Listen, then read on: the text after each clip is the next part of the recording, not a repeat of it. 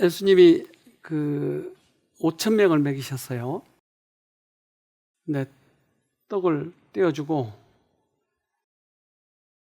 5천 명을 먹이고 남았어요. 남은 거 어떻게 했죠? 광주리 모았어요. 그래서 이 백성들이 다 받아 먹고 싹 물러갔어요. 그래서 제자들에게 너희도 물러가겠느냐고 물어봐요. 요한복음 6장 66절로 67절. 이러므로 제자 중에 많이 물러가고 다시 그와 함께 다니지 아니하더라. 예수께서 12 제자에게 이르시되 너희도 가려느냐. 뭐 하러 왔어요? 애들이? 먹으러 왔어요. 그럼 먹으면 떠나야죠. 근데 여러분 뭐 하러 왔어요? 근데 엄청 밥 맛있다고는 많이 하는데 말씀을 체험했다고는 말을 별로 안 해. 그럼 뭐 하러 왔어요? 밥 먹으러 왔죠? 밥도 먹고. 네. 네. 근데 이렇게 얘기한 사람도 있었어요. 요한복음 6장 68절. 시몬 베드로가 대답하여 주여 영생의 말씀이 계심에 우리가 네게로 가오리이까. 자, 베드로가 그 예수님이 말씀하신 의도를 탁 꼬집어서 대답을 해요. 왜 베드로는 이렇게 느꼈을까요?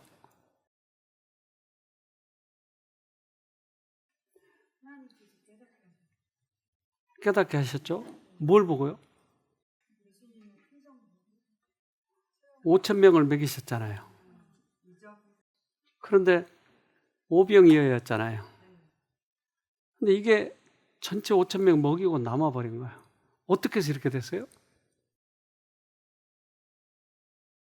능력이 있었어요. 능력이 있었어요. 여러분의 병을 고치면 능력이 있어서 고치셨을까요? 그러면 그 다음에 우리는 어떻게 행동을 해야 되느냐 하는 거죠. 그래서 떡을 만드신 능력이 있다면 앞으로도 더 많은 능력을 가지고 계실 거라고 베드로는 생각을 했어요. 그래서 그분은 말씀 속에 뭐가 있냐면 능력이 있어요. 그래서 히브리서에는 이렇게 얘기합니다. 히브리서 4장 12절. 하나님의 말씀은 살아있고 힘이 있어서 어떤 양날 칼보다도 더 날카롭습니다. 그래서 사람 속을 꿰뚫어 혼과 영을 갈라내고 관절과 골수를 갈라놓기까지 하며 마음에 품은 생각과 의도를 밝혀냅니다. 하나님의 말씀은 뭐가 있었어요? 살아있고 힘이 있다고 그랬네요. 그러니까 이 힘을 원어에는 에너르기라고 그랬어요. 에너르기. 그러니까 에너르기는 영어로 에너지. 그러니까 말씀 속에 뭐가 있어요? 힘이 있어요. 에너지가 있어요. 그러니까 그 말씀이 우리를 고쳐버리고 말씀이 떡을 만들어버리고 그런 거죠. 그러니까 그 에너지를 내가 계속 붙들고 있으면 나에게서 계속 에너지가 넘치는 거죠. 네. 그래서 그 말씀이 뭘 쪼개버렸어요? 관절을 쪼개버렸어요. 그러니까 우리 속에 들어있는 악을 쪼개서 내보내버렸어요. 말씀이 그렇게 하는 거예요. 말씀이. 한 분이 오셨는데 이분은 관절염 환자예요. 근데 온 몸이 관절염이에요. 루푸스예요. 루푸스. 그래서 이분이 기어다니시다시피 했어요. 근데 여기 와가지고 이분이 좋아지기 시작하는 거예요. 그러니까 금방 다시 집으로 돌아가서 이제 자기 방법대로 하다 보니까 잘 안 된 거예요. 두 번째 들을 때는 진짜 팍팍했어요. 걷지를 못할 만큼 돼버렸어요. 근데 그때서야 옛날에 나를 고쳐주신 것이 우연이 아니고 하나님의 말씀이었다고 하는 것을 깨달아요. 그래서 다시 말씀 속으로 돌아가니까 어떤 일이 벌어졌냐면요. 저는 작년 7월 달에 서울대학병원에서 루푸스라는 뼈질의 진단을 받았어요. 아무 생각이 안 나더라고요. 근데 이제 인터넷에 찾아보니까 이제 루푸스라는 병이 얼마나 무서운 병이라는 걸 제가 이제 처음으로 그때 접했어요. 그리고 이제 의사가 간단하게 설명을 해줬는데 그게 그때는 이제 아무 생각 없이 듣고 와서 이제 인터넷에 보니까 그게 정말 무서운 병이었구나 이제 그걸 알았어요. 그래가지고 첫 번째도 저는 하나님 말씀대로 한번 천안 치료를 해볼까 하고 이제 여러 가지 방법을 했어요. 여러 가지 방법을 하다가 좀 차도가 있더라고요. 그래가지고 병원에서도 제가 이제 다음에 검사 받으러 갔는데 그게 차도가 있어가지고 자기들이 오지를 했나 하고 의아하게 하더라고요. 근데 이제 제가 거기서 그 하나님께서 저에게 은혜를 주셔서 그게 치료가 된 거를 그때 깨닫고 하나님께 영광을 돌려야 되는데 제가 그 천연 치료로 인해서 제가 치료받는 것만 생각이 드는 거예요. 그래서 남들이 물어보면은 나는 이런 방법을 해서 내가 그게 치료가 됐다고 그렇게 되는 거예요, 제 입에서. 근데 그런 생활을 한 달 반을 하면서 제가 약을 먹질 않아도 아프거나 그러질 않는 게 저도 신기했던 거예요. 근데 나중에 지나고 보니까는 이게 다시 조금씩 이제 재발이 되더라고요. 그래서 그때서 이제 제가 또 깨달은 거예요. 아, 내가 이게 내 방법대로 하고 그냥 그 치료에 의해서 거기에 의존한 것이지 이게 하나님께서 내게 그 은혜를 베푸셔서 해준 것을 그걸 깨달아가지고 거기에 하나님께 영광을 돌려야 되는데 그걸 못했다는 걸 제가 이제 뒤늦게 알았어요. 그러면서 이제 더 이게 심해지면서 제가 이제 1, 2월 달에는 거의 집에서 화장실을 갈 수 없을 정도로 기어다니면서 다닐 정도로 그게 이제 심해진 거예요. 그런 와중에 이제 여기 쉼터를 저희 교회 이제 지사님을 통해서 이제 여기 한번 가보라고 약이 안 듣고 저렇게 약이 안 되니까는 그럼 쉼터에 가서 하나님 말씀대로 한번 또 다시 회복을 해보자 하고 이제 쉼터를 들어왔어요. 근데 제가 여기 들어오면서 더 깨달은 게 뭐냐면은 저희 질병도 그 건강식을 하면서 여기서 햇빛 보고 맑은 공기 마시고 이제 여러 가지를 이렇게 뉴스타트식을 하다 보니까는 그 약이 듣기도 했지만은 제가 원장님을 통해서 그 은혜를 너무나 많이 받은 거예요. 제가 한 8, 9년을 교회를 다녔지만은 그동안에 제가 깨닫지 못한 그런 부분들을 하나님께서 저를 터치를 해주시는 거예요. 이렇게 하나하나씩이요. 그래서 회개를 어떻게 해서 회개하는 것인지 또 하나님의 음성을 어떻게 해서 듣는 것인지 또 내 마음의 평안을 어떻게 얻는 건지 이런 것들이 하나하나 터치를 해주시면서 아 그리스도인이 어떻게 해서 신앙을 하는 것인지를 여기서 제가 이제 깨달은 거예요. 그래서 너무 많은 은혜를 받고 그래서 지금은 거의 뭐 100%에서 한 7, 80%가 이제 회복이 됐어요. 그래가지고 병원에서도 이제 빨리 회복이 되니까는 또 이게 갑자기 이렇게 회복이 되니까 병원에서도 놀라는 거예요. 그런데 여기 와갖고 제가 한 달 반이 있었는데 하여튼 제가 하나님 원장님을 통해서 그 말씀의 능력으로 저에게 이제 정말 큰 병을 주셨는데 그 병을 통해서 이렇게 치유의 능력을 주셔가지고 정말 하나님 아버지께서는 살아서 우리 곁에 계신다는 걸 정말 깨달았어요. 우리가 낳는 목적이 그 이면에 있는 하나님의 능력을 보지 않고 그저 내 병이 낫는 것만 집중하니까 그 이면에 더 중요한 것을 못 보고 마는 거죠. 그래서 이분은 처음에는 그렇게 생각을 했는데 나중에서 이것을 깨달은 거예요. 그러니까 그 말씀에 집중하니까 속에 있는 병이 이제 완쾌가 돼가기 시작하는 거죠. 처음에는 떡만 봤는데 떡을 만드신 예수님의 능력을 보니까 거기에 진짜 영생의 구원을 얻는 것이죠. 사람에게 당연하게 여겨지는 죄된 습관들은 매일의 실제 생활 습관과 뒤얽혀 있다. 말씀은 육신의 정욕을 잘라낸다. 말씀은 마음의 생각과 뜻이 선한지 악한지 식별해내는 기구이다. 그래서 우리는 생활 속에 습관적으로 죄된 습성이 배어 있어요. 그러니까 이거를 잘 모르고 지나가지만 말씀이 들어오면 그것을 구분해내는 것이죠. 예수님은 이 땅에 오신 목적이 씨를 뿌리러 왔어요. 그리스도인 생애의 목적은 10배 맺는 일이다. 꼭 믿는 사람의 마음속에 그리스도의 품성을 재현시키고 또 다른 사람에게서도 그 품성이 재현되도록 하는 것이 그리스도인 생애의 목적이다. 그래서 그러한 이적을 일으킨 것은 목적이 뭐였어요? 결국 품성의 변화예요. 그러니까 궁극적으로는 거기까지 가야 되는 거죠. 근데 병만 낫기만 원하면 그 중요한 교훈이 관가돼 버릴 수가 있는 거예요. 그러니까 더 중요한 교훈을 바라보고 가자고 하는 거예요. 마가복음 4장 28절로 29절. 땅이 스스로 열매를 맺되 처음에는 싹이요 다음에는 이삭이요 그 다음에는 이삭에 충실한 곡식이라. 열매가 익으면 곧 낫을 되나니 이는 추수 때가 이르렀음이니라. 우리는 씨를 뿌리면 이제 싹을 내는 거예요. 그 다음에 이삭이 자라고 그 다음에 열매를 맺는 거예요. 우리 안에 말씀을 뿌리면 이게 싹이 나야 돼요. 나중에 열매가 맺혀져야 돼요. 그 열매는 뭐라고요? 품성이에요. 주님께서 오신 이유가 뭐예요? 그 품성을 자르러 온 거예요. 그 품성을 거두시러 오신 것이에요. 그래서 우리들의 생애 속에서 병만 낫기를 원한다면 병 낫고 또 도둑질하고 병 낫고 또 습관적으로 사기치고 그러면 병 낫게 해준 목적이 있느냐는 거죠. 그러니까 병 낫는 과정 속에서 이것을 배우자고 하는 거예요.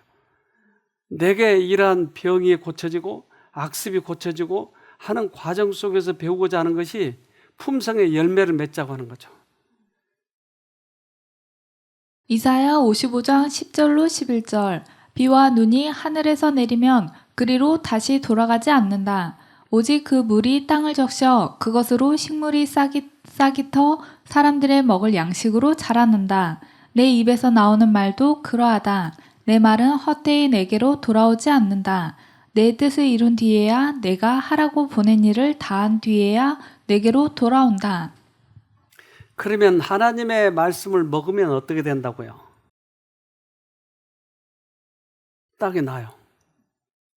그 다음에 열매가 맺는 거예요. 그게 안 된다고 하는 이유는 안 먹었다는 거예요. 안 먹었다는 거예요. 그러니까 여러분 50년 교회를 다녔는데 계속 바가지 긁는 이유는 안 먹었어. 안 먹어서. 그러니까 말씀을 먹으면 반드시 싹이 난다. 그래서 내게로 다시 돌아오지 않는다고 그랬잖아요. 헛되이 돌아오지 않는다. 반드시 싹을 내고 열매를 맺고 돌아온다는 거예요. 그러니까 그것은 아직 안 됐다는 얘기예요. 그래서 요즘 학생들이 공부를 하는데 얘들하고도 이렇게 이 얘기를 하면서 공부에 대해서 관심이 있는데 공부가 잘 안 된다는 거예요. 안 되는 이유는 학교에서 보면 배우면 내가 아는 것처럼 착각하는 거예요. 그때 들을 때는. 근데 집에 가면 다 잊어버린 거예요. 그러니까 학교에서 배운 것이 나에게 남도록 하려고 하면 어떻게 해야 돼요? 복습. 예. 또 그것을 어떻게 해보죠? 실천해보는 거예요. 말로 표현해보는 거예요. 이걸 요즘에 유행한 메타인지라고 그래요. 메타는 상이라고 하는 뜻이고 그리스어에 인지는 우리말 인지하다. 그러니까 상이 높은 수준의 높은 수준의 인지 능력 이것을 얘기하는 거예요.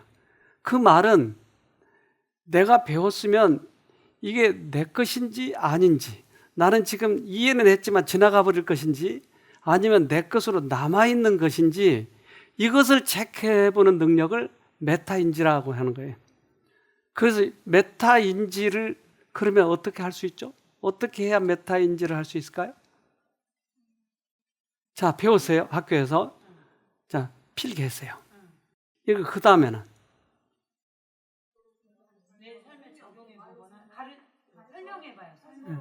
A 플러스 B는 C 했어요. 그럼 이제 그걸 집에 와서 어떻게 해요? 설명해요. 다 지우고 1 더하기 2는 몇이죠? 2구나.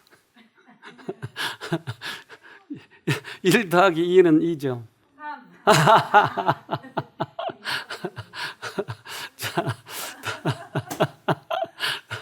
네, 그래서 메타인지를 해봐야 되는 거예요. 그러니까 집에 와서 어떻게 해요? 그렇죠. 숫자를 거기다 대입해 보는 거예요.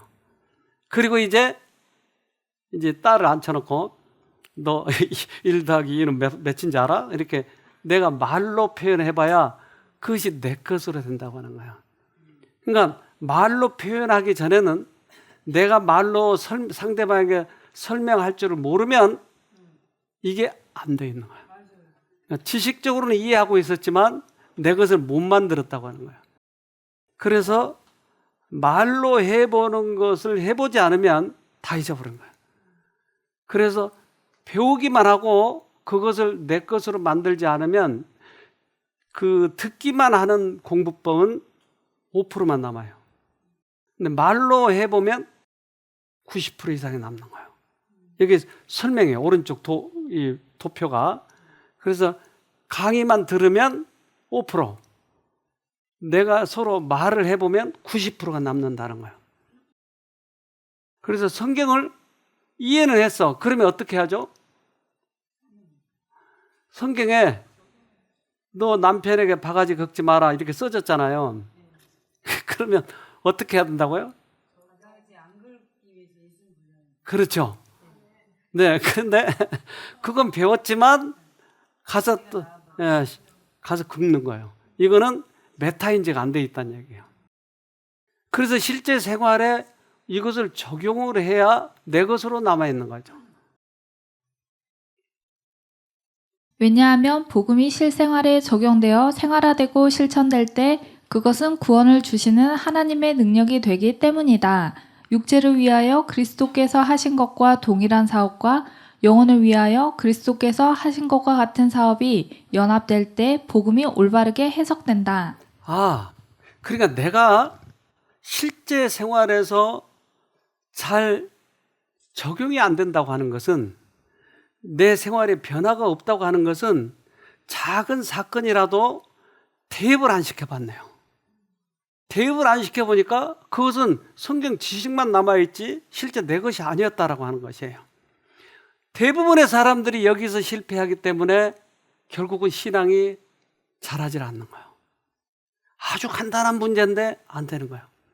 그래서 성경을 속독을 한다든가, 또 이 성경 속독하는 방법이 여러 가지가 있어요.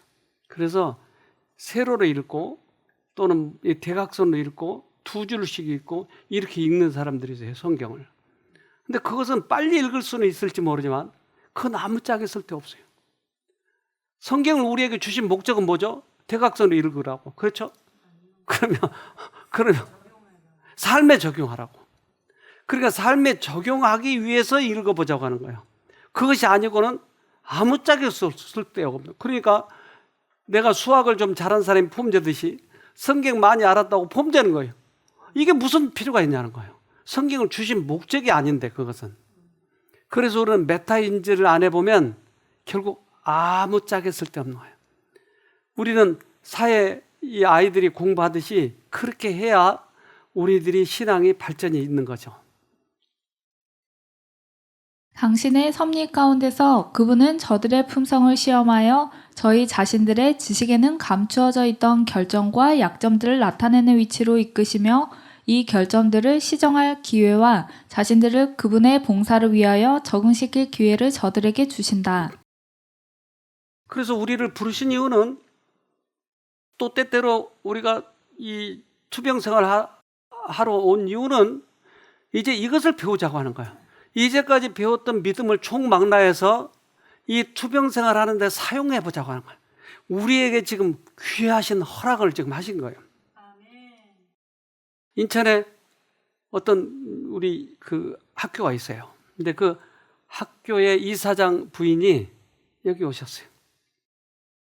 그런데 이분은 그때 70인가 그러셨어요. 여기 오실 때가 70인가. 그런데 18살 때부터 두통이 시작이 돼서 70까지 계속 약을 먹는 거예요. 안 낫는 거예요, 두통이. 그러니까 50년 이상을 약을 먹었어요. 근데 여기 와서 좀 쉬려고 왔는데 일주일도 안 됐는데 이분이 그 두통이 사라진 거예요. 그 심한 두통이. 계속 약만 먹어야 되는데 이 두통이 사라졌는데 이분 얘기 좀 들어봅시다. 또 약을 안 먹으면 그 다음날 또 약을 먹고 이렇게 집에서 하던 게 습관이 돼가지고, 근데 지금 제가 한 2주째 연속적으로 약을 안 먹고 있거든요. 그래서 제가 이거 확실하게 좀 해야 되겠다는 생각을 하게 됐고요.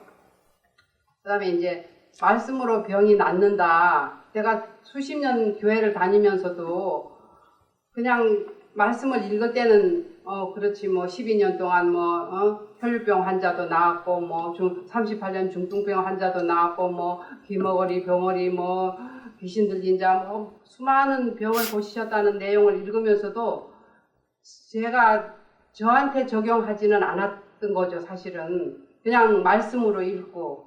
근데 말씀으로 말씀에 의지해야 된다. 오로지 그런 말씀을 하셨을 때 뭘 먹고 즙을 먹고 뭘 먹고 포도즙을 먹고 뭔지를 먹어야지 병이 나지 어떻게 말씀만 가지고 병이 낫나 제가 조금 처음에는 의심을 했었어요.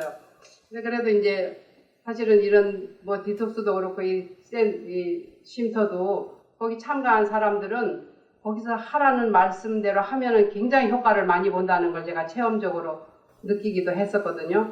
여기 계신 분들도 그런 분들이 굉장히 많으신데 제가 이제 이렇게 하다 보니까 정말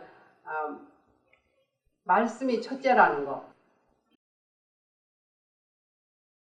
이분이 배운 것이 말씀으로 낫게 된 거예요. 그러니까 말씀이 첫째라는 것을 지금 결론을 내린 거예요. 그래서 이분이 그 50년 된 두통이 싹 없어져 버려요.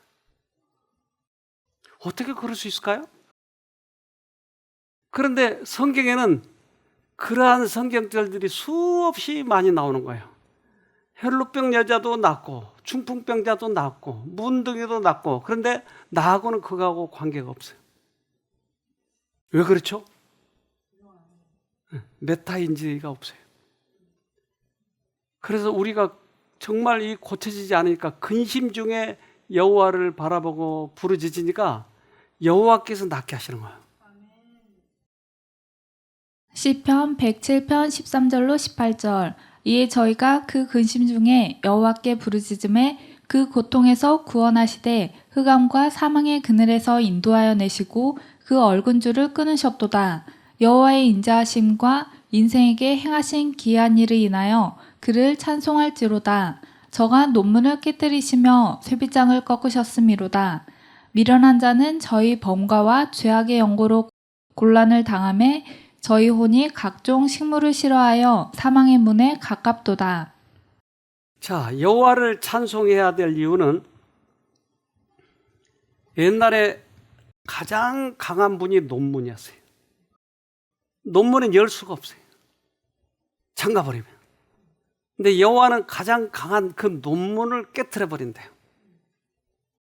그리고 고쳐질 수 없으니까 사람들은 낭망해서 밥을 먹기 싫어요. 우울증 환자들이 대부분 밥을 못 먹는 이유가 그거예요. 실망, 낭망이 되니까 밥 먹기가 싫은 거야. 그런데 거기서 건져내신 거예요. 그러니까 우리 인생사에 있어서는 우리가 세상에 관심을 갖는 것은 세상의 도덕과 세상의 출세와 이런 것들이 우리의 전부예요. 그런데 하늘의 과학은, 하늘의 윤리는 그 위에 있다고 하는 거예요. 하늘의 과학은 우리들이 어떠한 죄를 졌든지 주님이 우리의 죄가 때문에 돌아가셨으니까 믿으면 구원이라고 하는 거예요. 그러니까 세상의 과학은 그렇지 않아요. 네가 잘못하면 네가 벌 받아야 돼. 너는 감옥 가야 돼. 세상의 윤리는 그래요. 그런데 하늘의 윤리는 우리가 어떠한 짓을 저질렀다 할지라도 우리를 구원하신다고 하는 거예요. 그래서 하늘의 과학을 배우고 하늘의 학문을 배운 우리는 그것을 현실사회에서 그걸 적용해 보자고 하는 거예요. 이 양반은 처음으로 적용해 본 거예요, 사실은. 50년, 60년 다닌 사실은 그 교회, 일사장이 교회 다니신 분이거든요. 그러니까 교회 다니신 분이 평생을 교회를 다녔지만 실제 자기가 두통이 오니까 이걸 못 고치는 거예요. 원인을 얼마나 알아봤겠어요. 또 잘 사는 분이라 그 병원, 좋은 병원을 얼마나 다녀봤겠어요. 디톡스를 안 해봤겠어요. 뭘 안 해봤겠어요. 다 해봤어요. 그런데 여기 와서 배운 것은 말씀이 우선이라고 하는 것이었어요. 그러면서 낫는 거예요. 그러니까 믿져봐야 본전이요. 이판사판이요. 해도 안 되면 그냥 포기하면 되는 거예요. 그러니까 최선을 다해서 해보자고 하는 거예요. 그런데 그 치료의 과정에서 우리를 무엇을 교훈을 주시려고 하는 거냐 하는 거죠. 5천 명을 먹이실 때는 제자들이 그 믿음을 얻게 됐어요. 나만 장군이 문둥병이 들었어요. 근데 이 사람이 나았나요? 어떻게 해요? 이 사람은 나아야만 돼요. 그러니까 이름을 나만으로 지어서 그러니까 이름을 잘 지어야 돼, 이 사람이. 나아야만 되니까. 어떻게 해서 나았는지 우리가 과정을 좀 보자고요. 열왕기하 5장 11절 나아만이 노하여 물러가며 가로되 내 생각에는 저가 내게로 나와 서서 그 하나님이 여호와의 이름을 부르고 당처 위에 손을 흔들어 문둥병을 고칠까 하였도다. 나아만이 그 여자아이한테 듣고 이제 선지자를 찾아갔는데 선지자가 가서 요단강에서 7번 물에 담그라라고 하니까 자기 생각하고는 전혀 달라. 그러면 이 굉장히 지체가 높으신 이분 앞에서 그 시골 노인네가 와서 아유, 장군님 오셨어요? 제가 어떻게 해드리겠습니다. 자, 안수할게요. 이렇게 해서 해줄 줄 알았는데 코빼기도 안 보이고 가서 물에 가서 담그라고 하는 거야. 그러니까 자기 생각과 틀리니까 거절한 거예요. 이게 나만 장군이 지금 교훈을 받아야 할 필요가 있다고 하는 거죠. 그래서 그가 시골 노인네를 만나러 왔을 때는 영접할 줄 알았는데 종만 나와서 저렇게 얘기를 하는 거예요. 그는 자신의 문둥병을 고칠 수 있다는 사람에 대해 듣고서 즉시 그것이 정확히 어떻게 이루어져야 하고 이루어질지 스스로 결론을 내렸다. 그는 자기의 계획을 세워 하나님께서 그 계획에 따라 행하시길 기대했다. 그러나 여호와의 행동 방식에 대해 사람이 지니는 선입견은 자주 어긋난다. 자, 우리들이 예수님과의 관계를 가질 때 흔히 실패한 이유가 우리들의 상상대로 계획대로 이루어질 것을 기대하니까 여기에 많은 사람들이 실패하는 거예요. 그래서 기도해도 응답이 없는 이유는 내가 기도할 때 하나님의 뜻을 따르겠다고 당신이 말씀하시면 조건 없이 순종하겠다고 하는 결심이 설 때야 하나님께서 우리에게 그 능력을 발휘하셔요. 근데 우리들의 생각과 틀리면 우리는 거절해버려요. 그리고 나아만이 또 그렇게 거절한 이유는 자기는 문둥병이기 때문에 부하들 앞에서 문둥이를 보여준다고 하는 게 수치스러운 거예요. 왜 하필이면 하나님께서 그냥 손으로만 대도 낫고 말로 해도 낫는데 왜 하필이면 옷을 벗고 들어가라고 하는 거예요. 옷을 벗으면 뭐가 보여요? 문둥이가 보이는 거예요. 고름이 질질 나고. 근데 이 부하들 앞에서 체면이 말이 아니죠. 그러니까 완전히 벗으라는 거예요. 하나님 앞에. 완전히 벗어버리면 주님께서 그때 역사하시겠다는 거예요. 그러니까 우리들을 자꾸 감추고 내가 뭔가 되어 있느냐 이렇게 생각하면 하나님께서 역사할 수가 없어요. 근데 우리를 벗어버리면 주님께서 역사하시는 거예요. 병을 고치는 사람은 특별히 그렇습니다. 나를 아직도 감싸고 있다면 이것을 벗어야 능력이 나타나요. 그는 자신의 교만한 마음을 굴복시켜야 했으며 완고하고 이기적인 의지를 극복해야 했다. 그는 이스라엘의 하나님을 아람 숲들의 우상보다 더 능력 있는 분으로 인정하고 엘리사의 지시를 자신의 생각과 욕망보다 우선으로 여겨야 했다. 그래서 이러한 영적 싸움, 하나님의 말씀에 대한 신뢰, 이것은 자신과의 싸움이 언제나 같이 병행돼야 되는 거예요. 내가 굴복하지 않으면 이 일이 안 일어난다는 거예요. 하나님의 말씀에 능력 있는 건 사실이에요. 그건 누구든지 회복시킬 수 있어요. 그러나 내가 받아들인 입장에 있어서는 이 마음이 굴복되지 않는 한 하나님의 말씀에 들어갈 수가 없다고 하는 거예요. 여기에 우리가 초점을 맞춰야 돼요. 그래서 투병생활 하신 분들은 이 부분을 잘 참조하시길 바랍니다. 내 마음이 굴복돼야 돼요. 하나님의 말씀은 능력이 있어요. 그런데 들어가지 못하게 한 이유는 내 마음이 굴복되지 않으니까. 주님께서는 그것을 보시고 일부러 요단강 물에 들어가라고 얘기하시는 겁니다. 그가 선지자의 지시에 따라 행했을 때 문둥병은 씻겨졌다. 하나님께서 선지자를 통해 말씀하실 때 언제나 자신의 의견은 내려놓고 여호와의 기별을 받아들여야 한다. 이렇게 할 때만 우리는 하나님의 길에서 행하며 그분의 축복에 참여할 수 있다. 그래서 우리는 이제까지 세상 지식, 나의 사고, 나의 의 이런 것들이 꽉 차 있어요. 그런데 이걸 가지고 또 고치려고 하면 이제까지 했어도 최선을 다했어도 이 정도까지밖에 못 온 거예요. 근데 또 여기에서 아무리 대단한 것을 꺼내봐야 똑같아. 더 낫지 않아요. 그래서 외부의 능력이 들어와야 나를 바꿀 수 있는 것이죠. 그러니까 그 외부의 능력을 받을 수 있는 통로를 만들자고 하는 거예요. 그게 나를 포기하는 거예요. 굴복하는 거예요. 그래서 7번 들어갔는데 아마 6번 들어갈 때까지 낫지 않았을 거예요. 근데 7번 들어갔다 나올 때 그가 완전히 회복이 됐던 것이죠. 회복이 됐어요. 맞죠? 이름을 잘 지었어요? 자, 난 이유는 왜 나았어요? 굴복해서. 왜 굴복했죠? 나야만 되니까. 왜 굴복했을까요?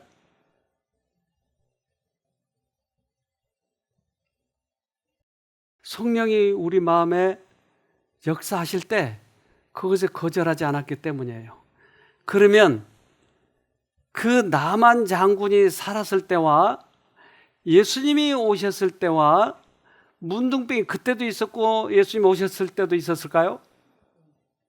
그러면 회복의 조건은 성령이 역사하실 때 굴복하는 거예요. 그러면 나만 장군이 있을 때와 지금은 똑같아요. 이것을 예수님은 설명을 하셨어요. 누가복음 4장 27절 또 선지자 엘리사 때에 이스라엘에 많은 문둥이가 있었으되 그 중에 한 사람도 깨끗함을 얻지 못하고 오직 수리아 사람 나아만 뿐이니라. 예수님이 이것을 밝혔어요. 그렇다면 이 말은 무슨 말이에요 지금? 문둥이가 많았나요 그때도? 그런데 굴복한 사람 한 사람밖에 없었다는 얘기예요. 이걸 왜 예수님이 말해요? 그래요. 예수님 오셨을 때도 문둥이가 많이 있었어요. 그런데 그 사람의 말을 꺼내온 것은 너희도 이것이 너희들에게도 해당이 돼. 그래서 너희도 그 말씀에 굴복하면 너희도 나아. 그러면 지금도 똑같이 우리에게 말한다는 거예요. 예수님은 시간에 관계가 없이 그 진리는 똑같이 지금도 진리라는 거죠. 대학에 한 교수님이 오셨는데 이분은 이제 그 장에 암이 걸렸는데 우리가 저 위에서 쉼터 하다가 일로 내려왔잖아요. 근데 저 위에 쉼터에 한 분이 오셨어요. 근데 제가 이제 앞에 빗자루로 막 열심히 쓸고 있는데 이분이 오셨어요. 오셔서 원장님 어디 있어요? 예, 전데요? 그래요? 그랬더니 그냥 가버리더라고요. 그래서 좀 실망스럽기도 하고 1년 후에 이제 그 사이에 우리는 여기 지어가지고 내려왔어요. 이분이 또 왔어요. 1년 만에 완전히 악화돼가지고 그때는 외부로는 모르겠더라고요. 환자인지. 근데 그동안 밥을 못 먹어가지고 완전히 삐쭉 말라가지고 죽을 못 먹는 거예요. 죽 한 숟가락을 못 먹는 거예요. 그래 바짝 말라가지고. 그래서 이분이 오셔서 저하고 이제 상담을 하는데 부인하고 같이 왔어요. 그런데 자기가 이제 뭔가 이렇게 특별한 방법, 뭐 찜질도 하고 뭐 부항도 뜨고 뭐 별의별 방법이 있나 봐요.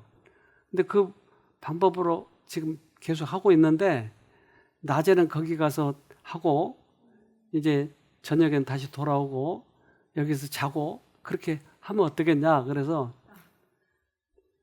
이분이 아직도 정신을 좀 못 차렸구나.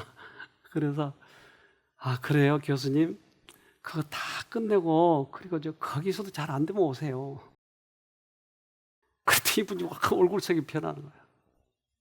한참 있다가 그럼 저 해보겠습니다. 그리고 됐다. 그리고는 나는 부인하고 같이 있을 줄 알았더니 부인은 간다는 거예요. 아니 남편이 지금 다 죽게 됐는데 왜 가요? 난 돈 벌어야죠.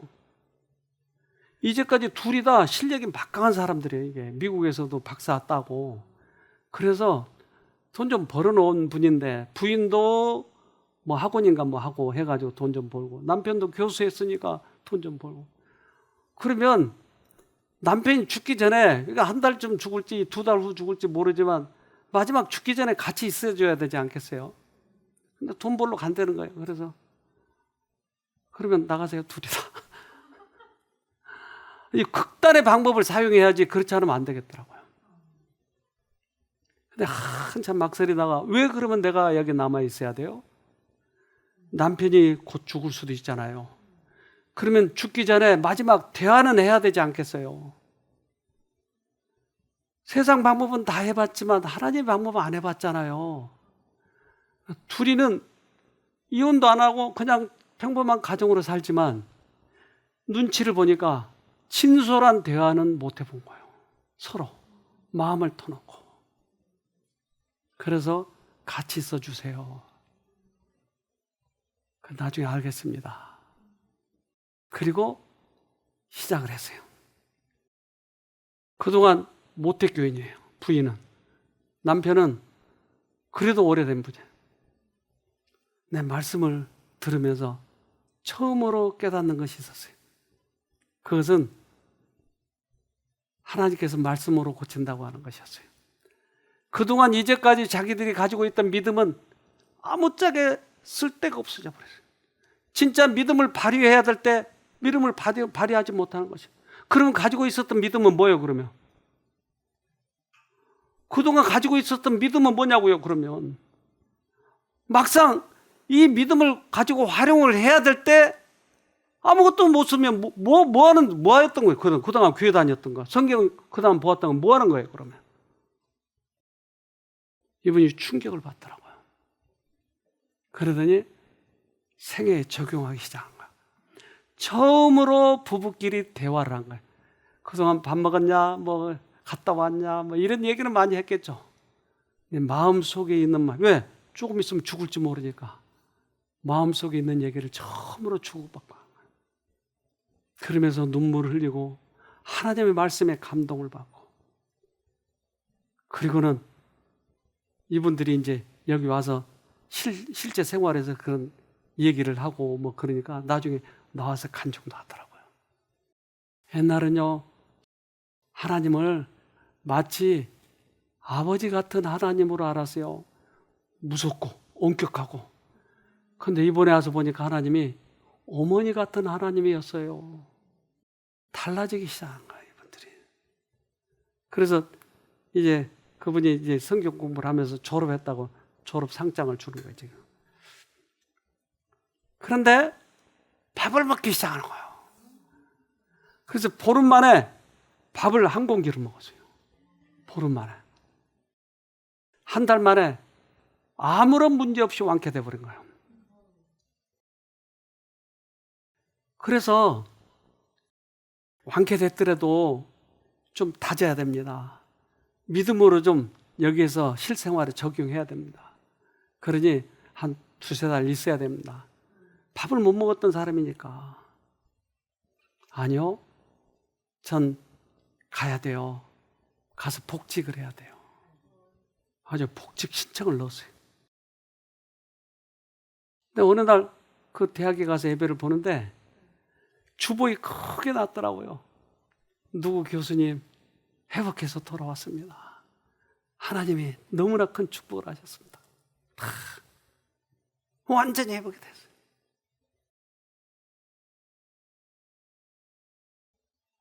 하나님은 때때로 기적을 일으키셔요. 왜요? 다음부터 또 술 먹으라고. 그럼요.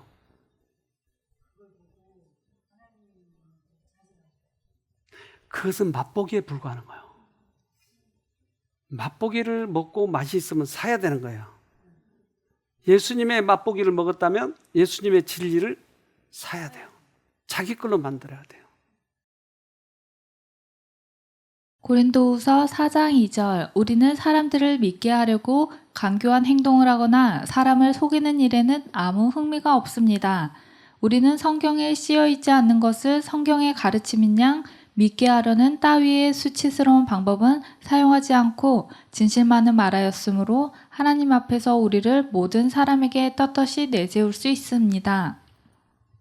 우리는 믿게 하기 위해서 뭔가 수술을 쓰면 안 된다는 거예요. 하나님의 말씀을 액면 그대로 전해야 돼요. 그것을 액면 그대로 받아들여야 돼요. 그래서 우리는 하나님의 말씀을 어떻게 액면 그대로 받아들이고 그것을 나에게 적용하느냐? 이것이 구원이에요. 체험적 지식이에요. 이것이 우리를 영생을 얻게 하는 것이에요. 체험적 지식이 없으면 우리는 나중에 하나님 앞에 뭐라고 할 거예요?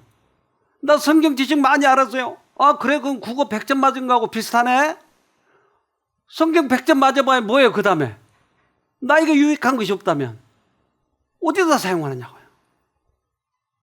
이게 지금 많은 사람들이 잘못 가고 있는 길이라는 거죠. 나에게 적용을 해야 돼요. 그래서 우리는 하늘을 가야지 병만 낫다가 다시 돌아가 버리면 그게 뭐에 쓰는 거예요. 이번에 여러분 체험적 지식을 꼭 가지세요. 꼭 승리하기를 바랍니다. 네, 기도합시다.